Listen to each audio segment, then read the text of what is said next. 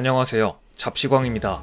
오늘 영상은 출판사 윌북에서 나온 세계적인 석학 얀 베르너 밀러의 신작 민주주의 공부를 소개해드리는 내용을 담고 있습니다. 이어서 윌북 출판사의 허락을 받아 민주주의 공부 책의 일부를 읽어드리는 내용도 이 영상에 포함되어 있습니다. 지난해 조 바이든 미국 대통령은 전 세계 110여 개국을 초청해 화상으로 민주주의 정상회의를 개최했습니다. 표면적으로는 부패 척결과 인권 증진을 핵심 의제로 내세웠지만 사실상 민주주의의 가치를 앞세워 동맹을 규합하고 중국에 대한 포위망을 강화하려는 의도가 있었습니다. 특히 대만도 이 자리에 초청되자 중국은 즉각 성명을 내며 반발했습니다. 미국식 민주주의는 가짜 민주주의다. 미국과 일부 서방 국가는 중국을 비롯한 일부 개발도상국에 비민주적이란 딱지 붙이기를 좋아하는데 그 이면에는 서구식 오만과 다른 문명에 대한 편견이 깔려있다. 민주주의는 전 인류의 공통가치이지 어느 나라의 전매 특허가 아니다. 그러면서 중국이야말로 민주주의의 성공 모델이라고 자화자찬했습니다. 분명 최근 들어 미국을 중심으로 정립된 국제사회의 힘의 균형이 불안정해지고 있습니다. 중국의 부상으로 완벽할 것 같았던 미국의 힘은 균열이 생겼고 아프가니스탄, 이란, 러시아 등 공개적으로 미국에 대항하는 세력들이 등장하며 혼란을 야기하고 있습니다. 프린스턴대 정치학 교수 얀 베르너 밀러는 민주주의가 이끌던 세계 정치계에 혼란이 왔다고 이야기합니다. 분명 민주주의 체제에 살고 있는데 세상은 더 나빠지고 있다는 비관적인 예측이 이어지고 있고 포퓰리즘, 탐욕스러운 기득권 등 민주주의 체제에 대한 의문을 품을 만한 문제점들이 노출되었다고 이야기합니다. 하지만 그렇다고 과연 현재의 공산당 일당 체제의 중국을 민주주의의 성공 모델이라고 할 수 있을지, 아니 중국이 민주주의이긴 한 건지 이 말에 얼마나 많은 사람들이 동의할지는 의문입니다.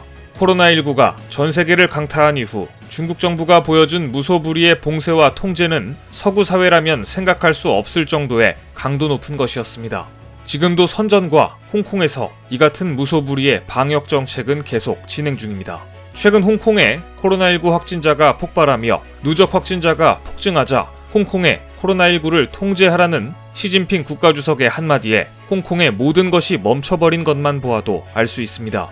개학을 준비하던 아이들은 서둘러 여름방학에 들어갔고 고강도 방역 조치는 2달 더 연장됐습니다.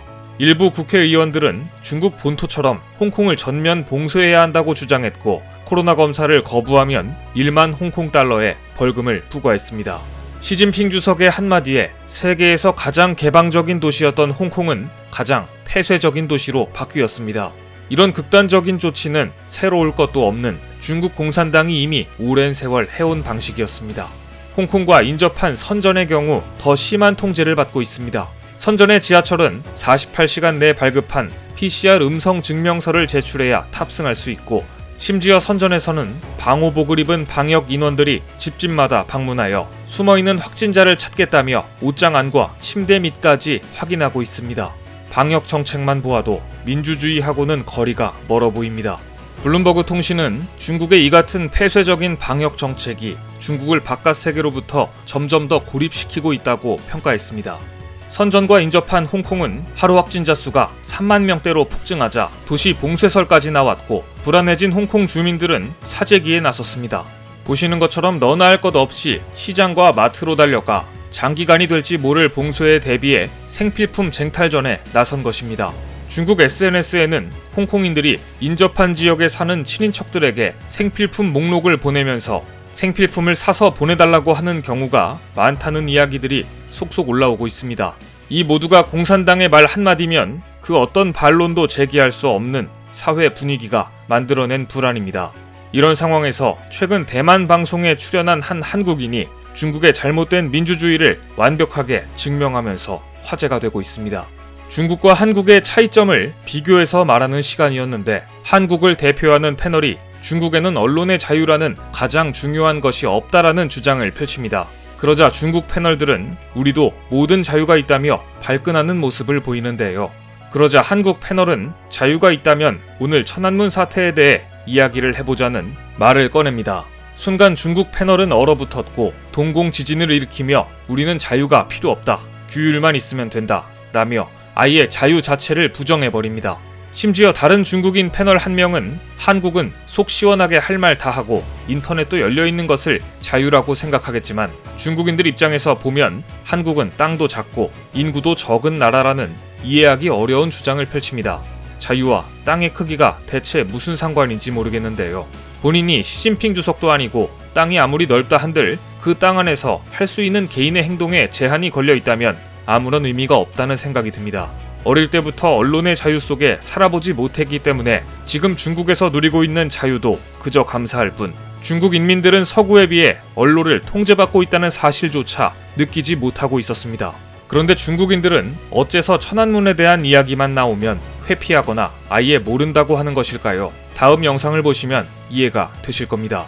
이 영상을 보면 중국은 강압적인 진압으로 천안문 사태 당시 수많은 사상자를 냈지만 중국 내부에는 천안문 사태로 인한 사상자는 단 한 명도 없었다고 발표한 것이 드러납니다. 더구나 중국은 강압적인 진압 이후 유언비어를 퍼뜨리는 자들을 색출하겠다며 가혹한 색출 작업에 나섭니다. 당시 미국의 한 방송사가 시민들에게 천안문 사태에 대한 의견을 묻자 폭력적인 천안문 사태 진압에 분노한 한 시민이 그들은 우리 인민의 정부를 대표할 자격이 없습니다. 정부는 이런 식으로 탱크를 밀고 들어와 학생들을 짓밟으면 안 된다 라고 말합니다.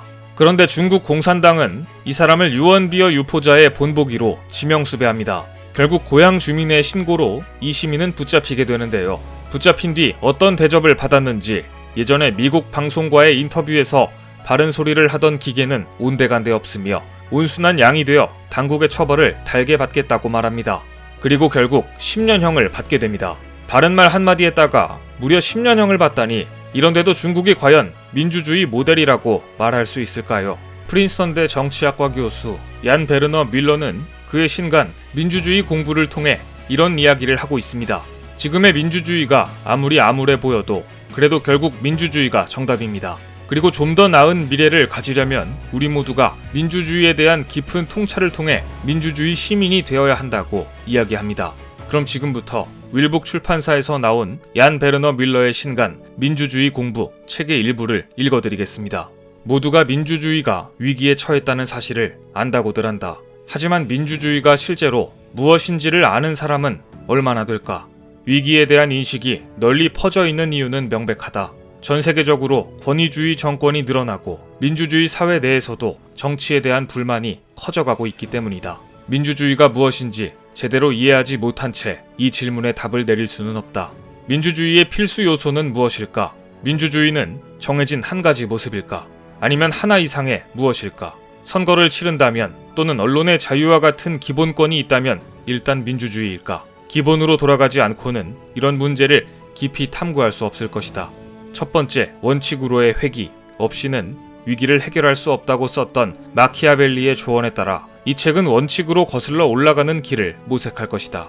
민주주의의 모든 부품에 적용되어야 할 협상 불가한 원칙이 하나 있다. 모든 시민이 정치체제의 자유롭고 평등한 구성원으로서 입지를 누려야 한다는 점이다. 이 원칙을 지키지 않는다면 물질적인 이해관계부터 성정체성에 이르는 모든 것이 갈등의 소재가 될 것이고 게임은 그걸로 끝이다.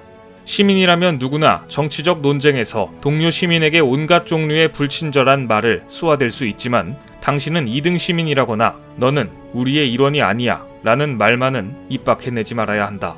일부 국가에서는 정당이 시민의 범위를 줄이려 들거나 다른 방식으로 기본권을 침해하는 것을 처벌하거나 아예 금지하는 규정이 존재한다. 그러나 민주주의적 자기통치를 위한다는 바로 그 조치가 오히려 민주주의의 종말을 가져올 위험성을 생각한다면 그러한 조치를 정당화하기란 어려운 것이다. 결사의 자유라는 기본적 권리를 침해받거나 여기는 네가 있을 곳이 아니라는 말을 듣는 사회가 있다면 아무리 민주주의라는 이름을 갖다 붙인다 해도 제대로 된 민주주의 사회라고 할 수 없다. 또 한 가지 분명한 사실은 민주주의가 여전히 득세 중이라는 점이다. 전 세계적으로 많은 이들이 여전히 민주주의를 바람직한 체제로 여기고 있다. 아직까지 많은 이의 믿음 속에서 민주주의는 문제가 어마어마하게 많지만 피지배를 피할 수 있는 가장 좋은 방법이자 모두에게 꽤나 괜찮은 삶을 누릴 기회를 주는 정치 체제다. 잘 들으셨나요? 이 책은 민주주의의 본질과 코로나 시대 이후 더 나은 민주주의를 위해 필요한 이야기들을 담고 있습니다. 중국의 부상과 러시아의 기행으로 국제 질서의 대변혁이 진행 중인 상황에서 진정한 민주주의 가치에 대해 알고 싶으신 분들께 윌북 출판사에서 나온 민주주의 공부를 추천드립니다.